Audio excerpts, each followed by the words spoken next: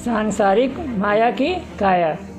एक समय की बात है, गांव से मीलों दूर आश्रम में एक संत रहते थे। उनके करोड़पति एक सेठ जी भक्त था। सेठ जी को जब भी वक्त मिलता था, उन्होंने आश्रम जाकर सत्संग श्रवण करते थे। एक दिन आश्रम में कथा श्रवण करते करते सेठ जी को काफ़ी देर हो चुकी थी।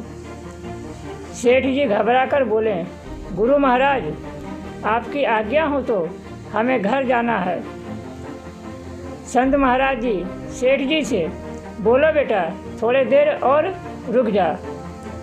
सेठ जी बोले, महाराज, अगर लौटने में और देर हुई तो मेरी पत्नी और बच्चे रो रो कर मर जाएंगे। संत महाराज मुस्कुराते हुए बोले, बेटा, इस दुनिया में कोई किसी के लिए नहीं मरता, यह तुम्हारा भ्रम है। सेठ जी बोले, नहीं बाबा, मेरी पत्नी और बच्चे हमसे बहुत प्यार करते हैं। महाराज जी सेठ जी को बोले, बेटा, आज तुझे इस संसार की सच्चाई क्या है वो एहसास कराएंगे। सेठ जी को संत महाराज जी समाधि होने की क्रियाओं की शिक्षा देकर घर लौटने को इजाज़त दे दी। सेठ जी रात्रि भोजन पश्चात गुरु महाराज जी के आदेश अनुसार सोते हुए समाधि में लीन हो गए। सेठ जी को समाधिधस अवस्था में ही रात्रि बीत चुकी थी। सुबह उठते ही सेठ जी की पत्नी ने सोचा सेठ जी मर गए हैं। सेठ जी की पत्नी जोर जोर से चिल्लाते हुए रोने लगी, हाय ईश्वर ने मुझे उठा लिया होता, उनके बिना मैं कैसे जीऊँगी। सेठ जी की पत्नी रोने की आवाज़ सुनते ही परिवार तथा गांव वाले टूट पड़े। गांव वाले भी सेठ जी को देखकर मृतक घोषित किया। इस घटनाओं से पूरा परिवार शोक संताप में डूब गया। अतः गांव वाले सेठ जी को शमशान ले जाने की तैयारियां पूरी करने लगे। उसी समय एक घटना घटी। संत जी के महिमा से सेठ जी का शरीर अकड़ चुका था। मानो सेठ जी का मृत शरीर 2-3 दिन बीत चुके हैं। सेठ जी के हाथ पैर छितराया हुआ था, इसलिए उनके मृत शरीर दरवाज़ा से बाहर निकलने में दिक्कतें होने लगी। इसलिए गांव वालों ने सोचा क्यों नहीं दरवाजे को तोड़ दिया जाए।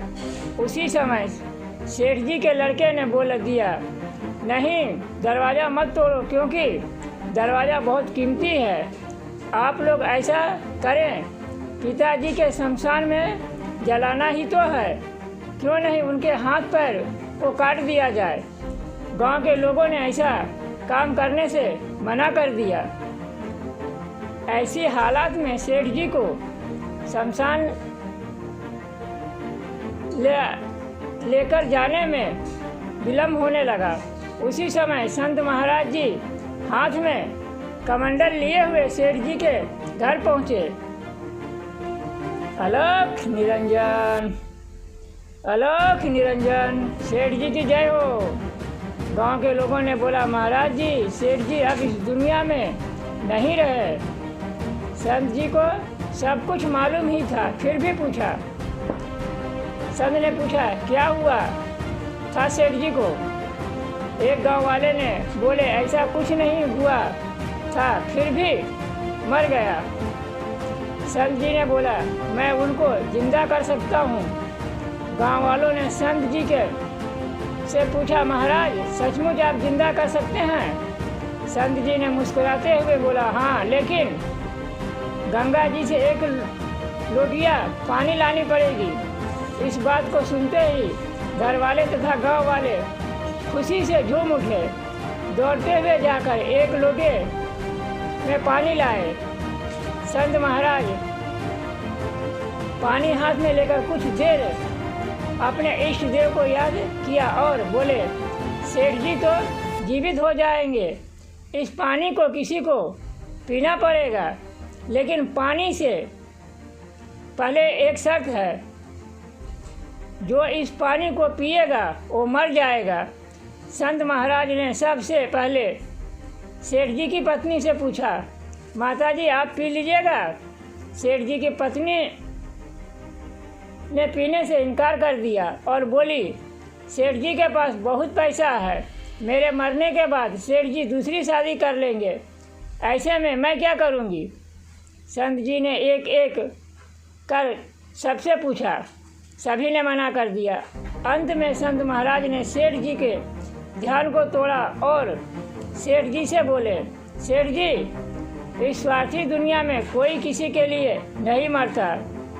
संत जी ने एक पंक्ति सेठ जी को सुनाई, इच्छा काया इच्छा माया, इच्छा जब उपजाए, कह कबीर जे इच्छा विजिता का पार ना पाए।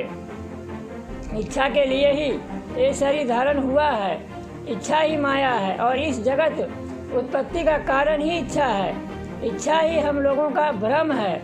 जब तक भ्रम जीवित है तभी तक इच्छा परिवार रिश्तेदार सबके सब अपने लगते हैं। जहाँ भ्रम नहीं होता वह अपार असीम शांति को प्राप्त करते हैं। संत महाराज जी की बातें सेठ जी को समझ आ गई और संसार को छोड़कर गुरु महाराज के साथ उसी समय तपस्या करने के लिए चल दिए।